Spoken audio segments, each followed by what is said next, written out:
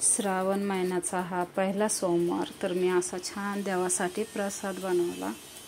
तर 2-3 चम्मच मी तूप टाकलं आणि 1 वाटी रवा घेतला, हा पण टाकलाय। थोडंसं तूप गरम झाल्यावर तर छान परतू घ्यायचा आहे। आणि एक साईडला मी पाणी ठेवलंय गरम व्हायला, 2.5 ग्लास। 1 वाटी आहे रवा तर, आणि बारीक रवा घेतलाय मी।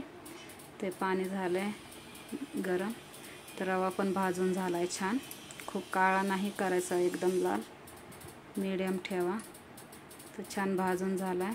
तर त्याच्यात हे पाणी गरम केलेलं मी टाकलेलं आहे आणि 1 वाटी साखर टाकली। तर हे बघा, असं छान मिक्स करून घ्या। छान हलू घ्या मिक्स करून। साखर सगळी विरघळली पाहिजे सगळीकडे। अशी छान, खूप छान मोकळा सुटसुटीत शिरा होतो। थोडंसं दूध घेतलंय 2 चमचे आणि हा थोडासा मी फ्रूट कलर टाकलेला आहे। तर हा पण टाकायचा आपल्याला छान मिक्स करून।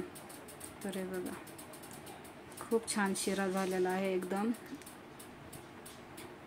आणि कधी पण प्रसादाला बारीक रवा वापरत जा, तर छान होतो, असं मोकळा छान एकदम सॉफ्ट होतो।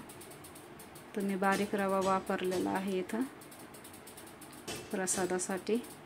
छान मिक्स करून घ्या आणि वरून पुन्हा थोडंसं तूप पण टाका, तर छान होतो आणखीन।